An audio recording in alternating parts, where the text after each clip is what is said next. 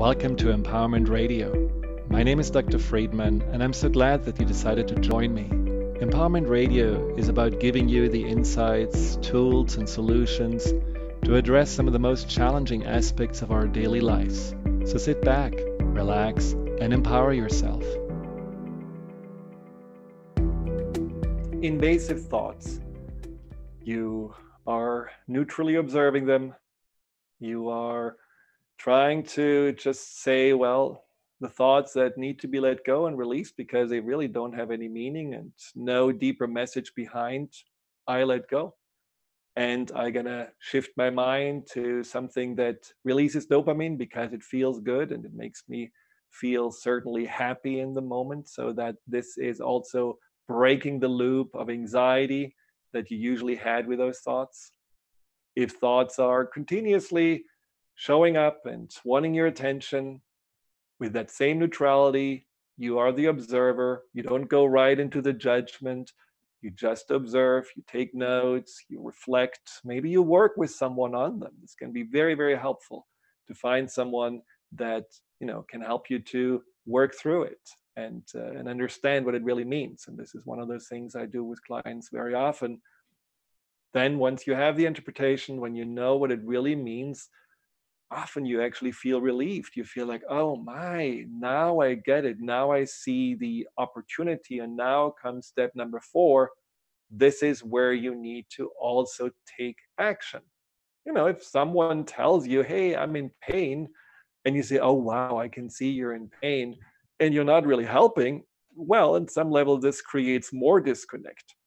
And what invasive thoughts overall are doing are creating a discord, a disconnect between you, the conscious mind, and the source where those thoughts are coming from, which is more the subconscious mind. So that disconnect certainly doesn't create any kind of peace and wholeness inside of you. It actually makes you feel almost like fragmented inside. You want to get away from yourself because you don't feel really safe with yourself. So as you are now interpreting that the subconscious has its way to talk to you, and you are wanting to actually do something about this message that the subconscious conveys to you, now it's time to respond. Now it's time to take action. Now, one of my favorite things, I say this many times, is to see the subconscious, especially the more confused, scared, or disturbed part of the subconscious, as a child.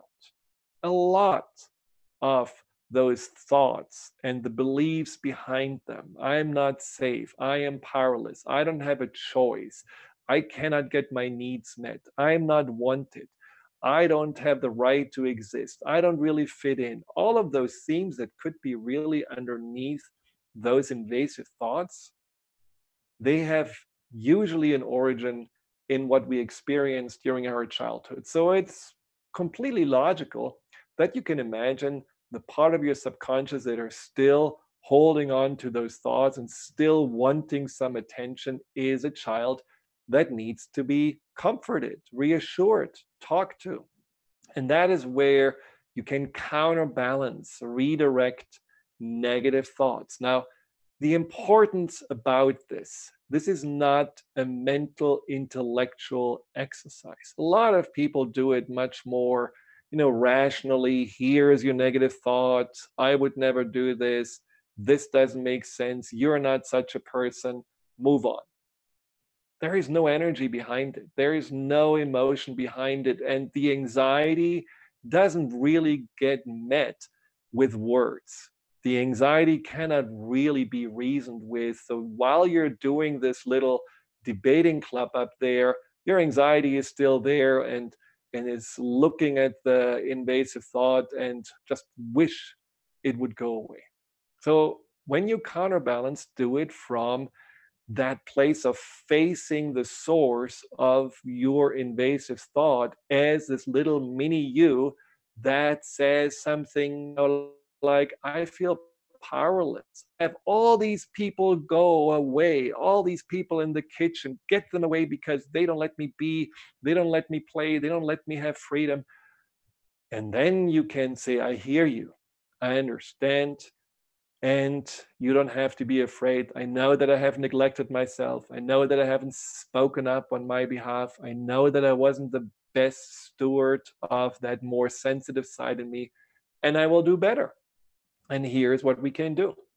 That could be one example. Or when there is a part of you that just says, like, I want to get away from here. I want to die because this is too much.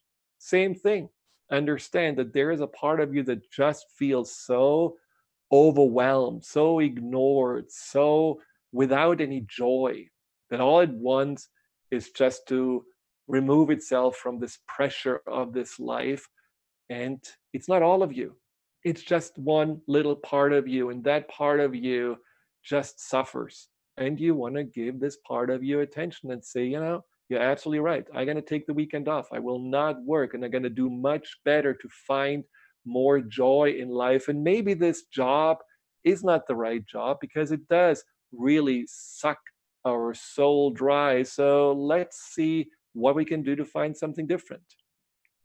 The counterbalancing with compassion is one of the greatest tools to reduce those kind of thoughts by 70, 80% because you actually are not only paying attention, you're also giving that wonderful, loving, compassionate, caring feeling to the source of where they come from. And you can call me naive, but love is really the answer to fear and anxiety. There is just so much power in when we are learning to have love and compassion for that what scares us rather than running away from it.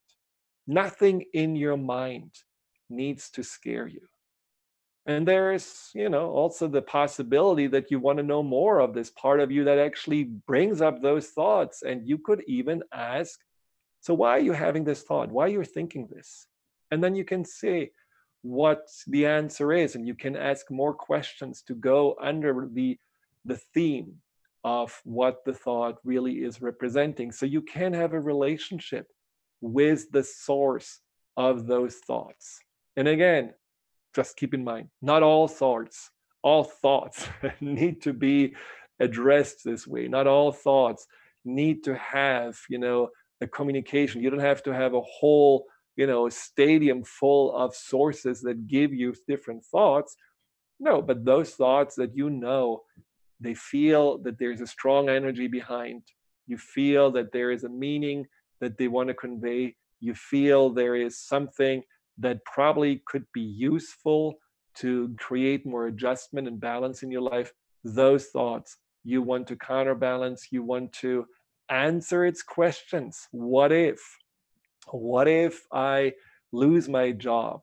What if my wife or my husband leaves me? What if my kids, will leave the house and I don't know what to do with myself? And so it could be, again, a part of you that just needs reassurance about that you're going to figure it out and that you are safe and that you can be trusted. This, what I talked about in the 10 keys to anxiety free living, being and becoming that trusted leader for yourself.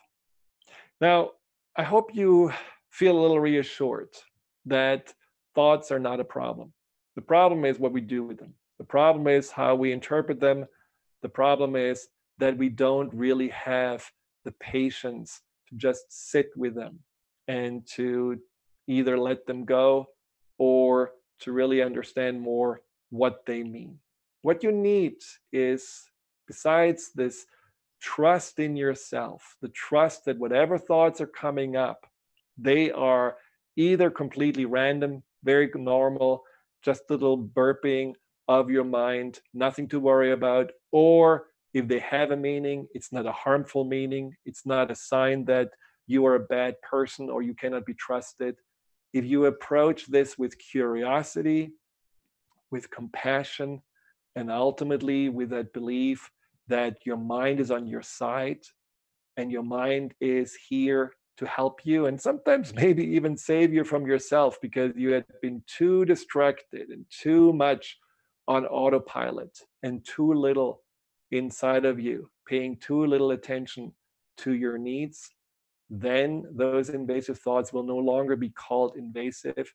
They will be just called thoughts with either information that is meaningful or a nice little release of the mind that does not necessarily have any meaning, just like a dream. It can be your subconscious mind working through something without you having to consciously interfere with it. If you have any questions, reach out to me. Go to the website, drfriedemann.com. If you want to work on those thoughts, on your anxiety, want to find out more about what I can do to help you break through your blocks and obstacles and tap into your true potential, set up a free phone consult or a Skype consultation. I'm very happy to connect with you. Until next time, take good care and trust yourself and trust your mind.